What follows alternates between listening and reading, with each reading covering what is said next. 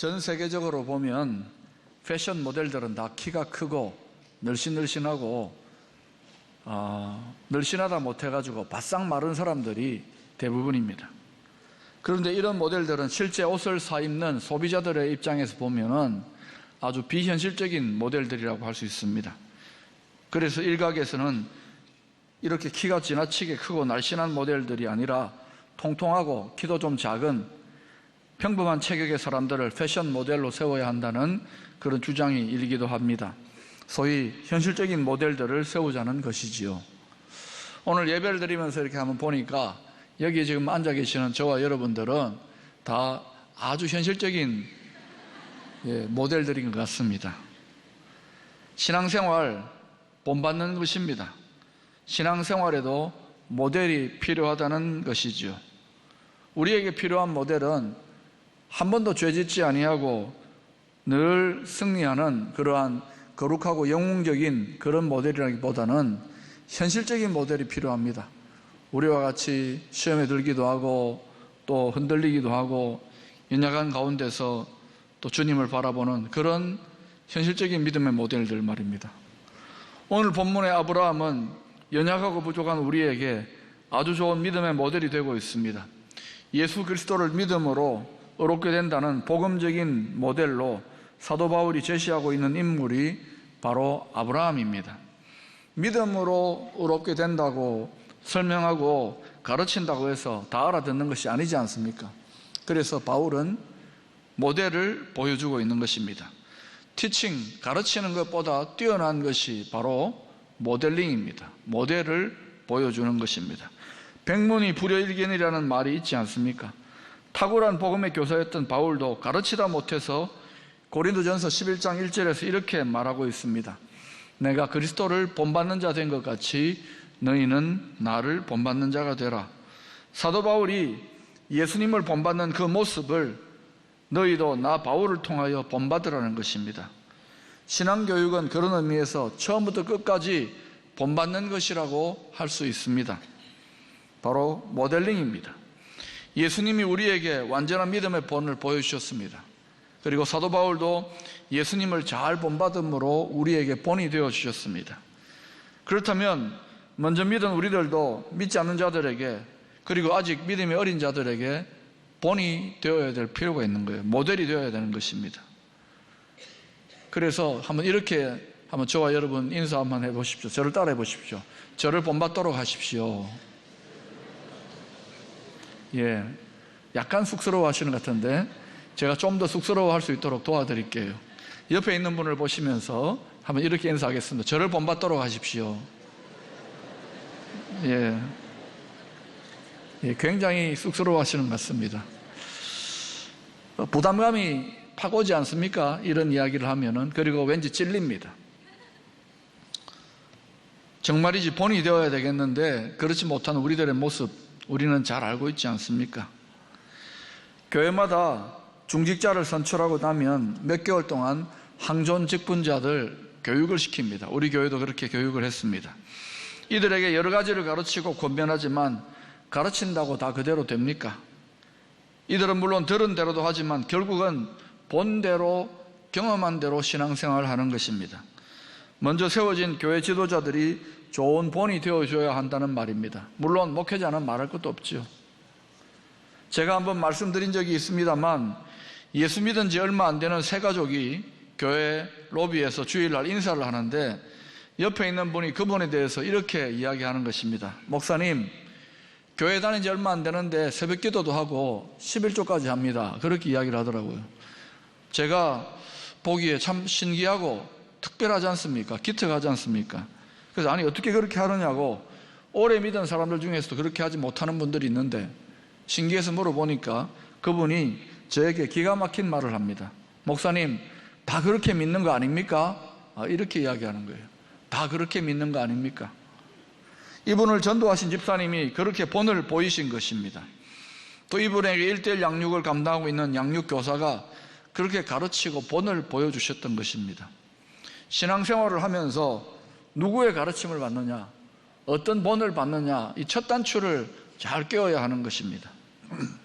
그런데 아브라함은 믿음의 모델을 넘어서서 우리가 그렇게 별명을 부르지 않습니까? 믿음의 조상 아브라함하고 그렇게 별명을 부릅니다. 요즘은 믿는 사람들이 많고 장로님, 목사님들도 많기 때문에 모델 찾기가 그렇게 어렵지 않아요. 너무 많아서 탈입니다.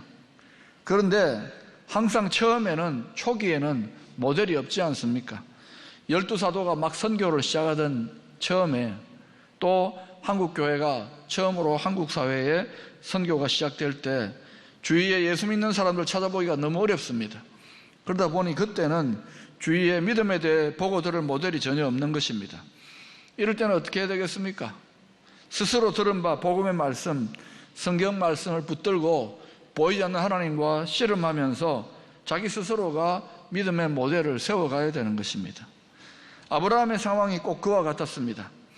우상이 가득한 갈대아 우르를 떠나서 가나안 땅으로 갔던 아브라함 주변에 하나님을 먼저 믿는 믿음의 선배들, 본받고 따를 만한 믿음의 사람들이, 모델들이 없었습니다. 그러다 보니까 고독하게 믿음의 씨름을 홀로 싸우면서 많은 시행착오와 연단, 그리고 영적인 실패를 거듭하면서 스스로 믿음으로 전진할 수밖에 없었습니다.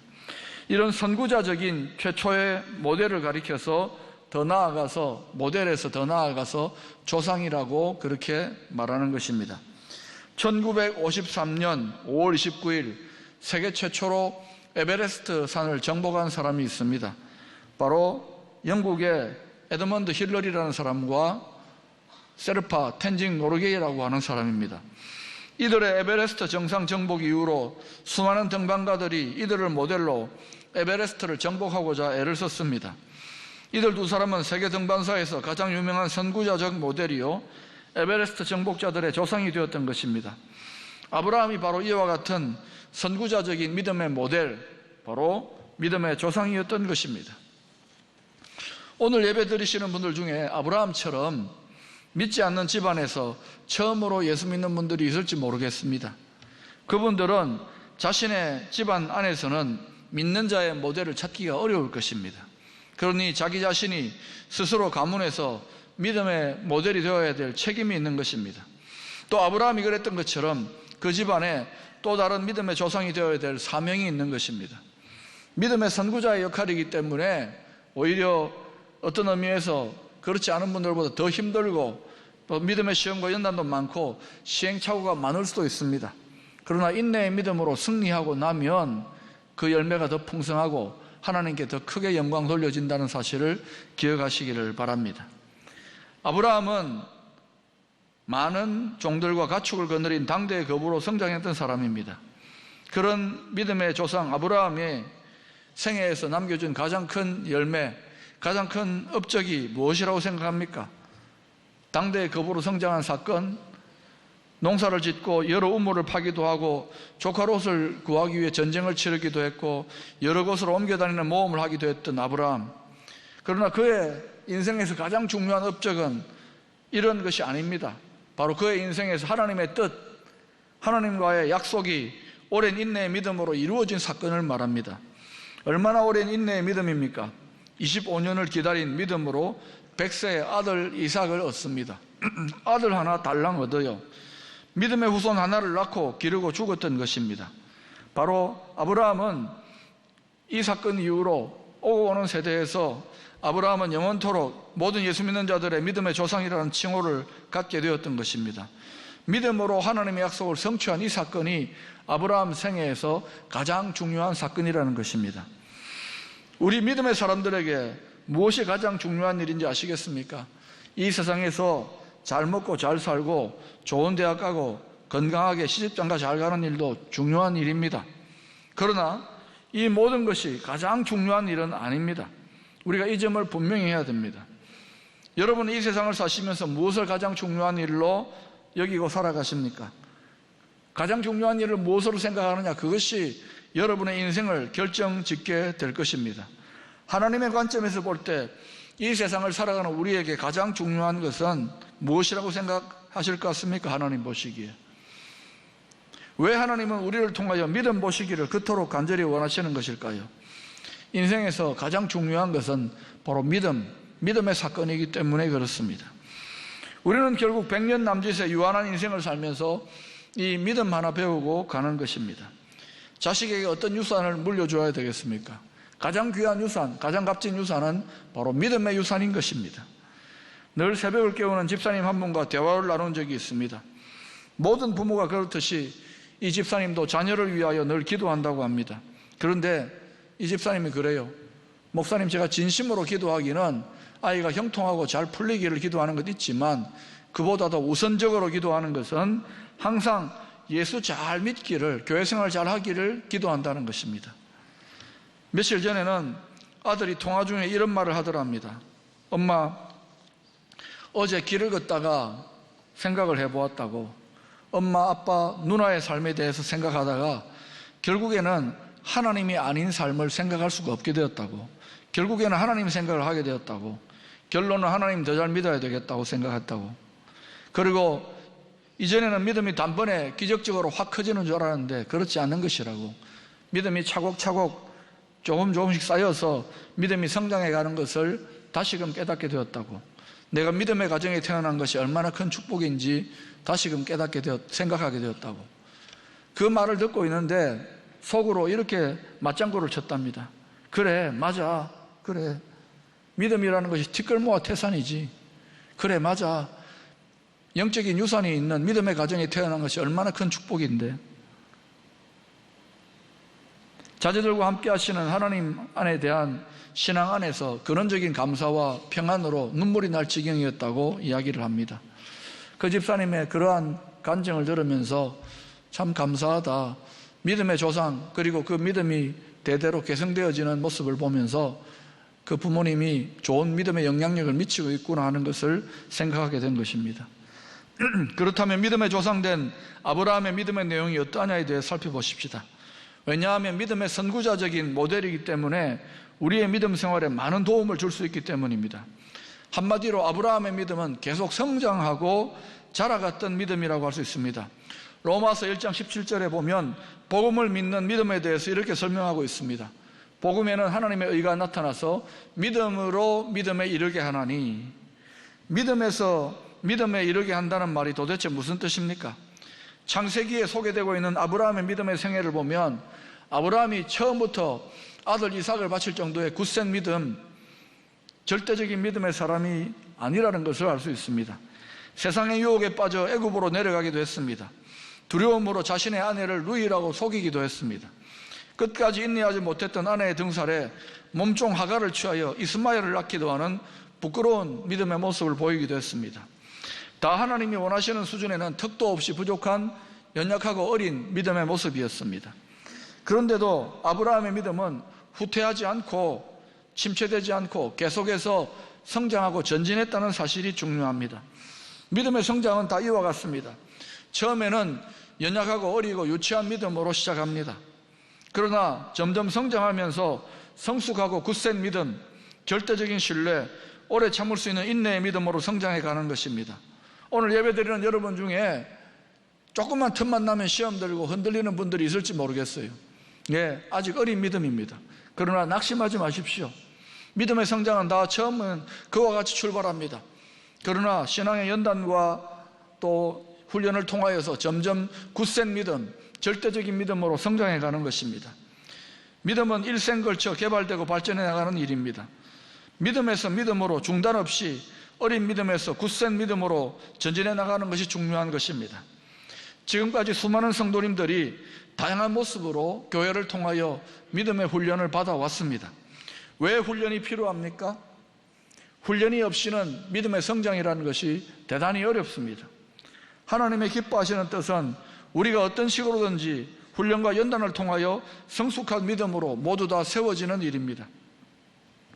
자, 그런데 간혹 TV를 보면은 젊은이들이 군대를 안 가려고 어깨를 탈골시키기도 하고 손가락 뼈를 어그러뜨리기도 하고 몸을 살찌우기도 하고 심지어는 미친 척 하려고 신체 검사 때에 검사관 앞에서 똥을 싸기도 한답니다. 뭐 그럴까 그러지만 꼭 몇 명씩 있다고 합니다. 그래서 신체 검사장에서 아예 이런 규칙까지 만들어졌다고 합니다. 똥 싼 놈은 그 똥 자기가 치우기. 군대 가기를 왜 이렇게 싫어합니까? 힘드니까요. 바로 힘든 훈련 때문에 그런 것입니다. 그래서 요리조리 핑계를 대고 똥까지 싸대는 것입니다. 그냥 훈련받고 말지, 군대 가고 말지. 그런데 교회 안에도 이와 비슷한 분들이 있다는 사실입니다. 여러 가지 핑계가 많아요. 한번 훈련 받아보자고 하면 요리조리 빠져나가는 경우들이 많습니다. 차라리 훈련 받고 말지. 오늘 말씀에는 믿음의 모델이 되는 아브라함의 훈련된 믿음의 구체적인 내용이 요약적으로 소개되고 있습니다. 먼저 17절을 보시면 아브라함이 믿고 있는 하나님에 대해서 이렇게 설명하고 있습니다. 여러분 읽어보실까요? 시작. 그가 믿은 바 하나님은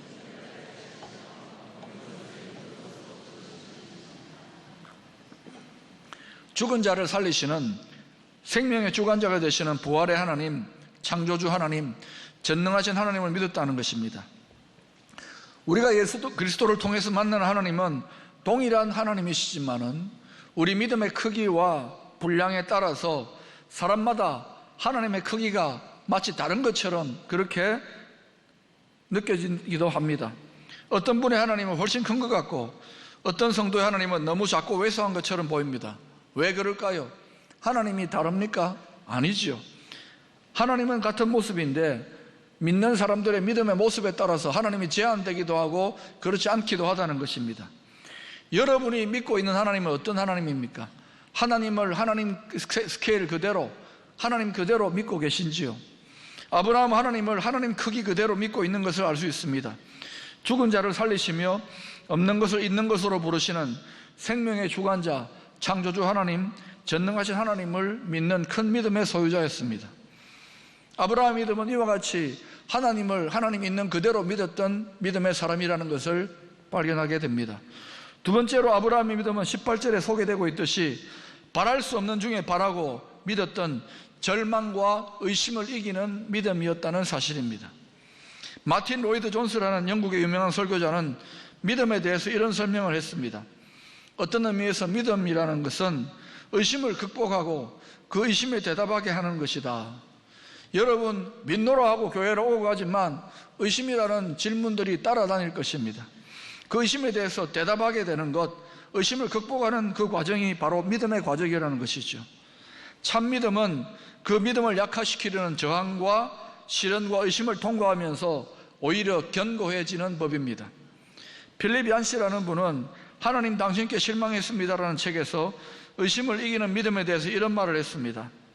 가장 혼란스러울 때, 인생의 안개가 자욱이 꼈을 그때가 바로 믿음을 가장 잘 자라게 하며 하나님과 더 깊은 친밀감을 느낄 수 있는 시기이다. 이와 같이 바랄 수 없는 상황, 의심하게 되고 절망하게 되는 상황 속에서 역설적으로 굳센 믿음, 모든 것을 뚫고 일어서는 절대적인 믿음이 생겨나게 되는 것입니다. 그래서 하나님이 우리의 믿음을 견고하고 강하게 훈련시키기 위해서 이런 상황을 허락시키기도 한다는 사실을 기억하십시오.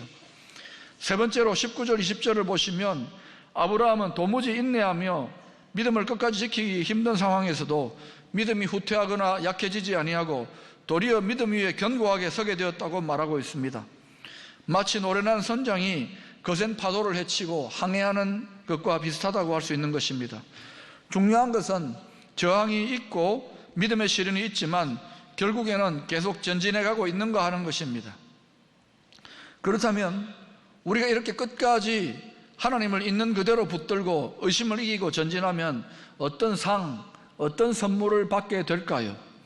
어거스틴이라는 분은 수많은 믿음의 실험들을 해본 뒤에 이렇게 말하고 있습니다. 믿음은 우리가 보지 못하는 것을 믿는 것입니다. 그리고 그 믿음의 상은 마침내 우리가 믿는 것을 보게 되는 것입니다. 그 믿음의 상은 마침내 우리가 믿는 것을 보게 되는 것입니다. 믿음으로 보게 되는 것을 말합니다. 마치 보는 것처럼 견고한 확신의 상태에 이르게 된다는 것이지요. 그리고 또한 언젠가 우리는 믿음의 결과로 그 주님을 실제로 얼굴과 얼굴을 대하여 보게 될 것입니다. 우리 앞에 오직 믿음으로 얻게 되는 복음적인 믿음에 있어서 선구자적인 모델, 조상이 되는 아브라함이 있습니다. 아브라함은 결국 그 인내하는 믿음에 하나님의 응답과 놀라운 축복을 받게 되었다는 것을 기억하십시다. 사실 아브라함의 믿음이 귀하지만 그 모든 아브라함의 흔들리듯 불안하고 아슬아슬한 믿음의 모험의 여정 전체에 하나님이 아브라함을 믿고 함께 동행해 주셨다는 사실을 기억해야 됩니다. 우리가 하나님을 믿는 것도 귀하지만 더 감사하고 소중한 것은 하나님이 믿음의 여정에서 씨름을 하고 있는 우리들을 끝까지 믿어주시고 동행하고 계신다는 사실입니다. 우리도 믿지만 하나님도 그리스도 예수를 믿는 우리들의 믿음 안에서 우리를 의롭다고 인정하시고 믿어주시는 것입니다. 너무 감사한 일 아닙니까? 하나님이 끝까지 예수 그리스도 안에서 우리를 믿어주신다는 사실, 이 사실을 신뢰할 수 있기를 축원합니다. 결국 성도는 믿음에서 믿음으로 여행하는 존재입니다. 유치하고 어린 믿음에서 크고 성숙한 믿음으로 믿음의 조상 아브라함처럼 잘 훈련되어져 믿음의 후손을 인대로 낳고 잘 양육하고 세워가는 저와 여러분 될 수 있기를 바랍니다. 그리하여 우리 모두가 또 다른 믿음의 모델, 믿음의 조상들이 다 될 수 있기를 축원합니다.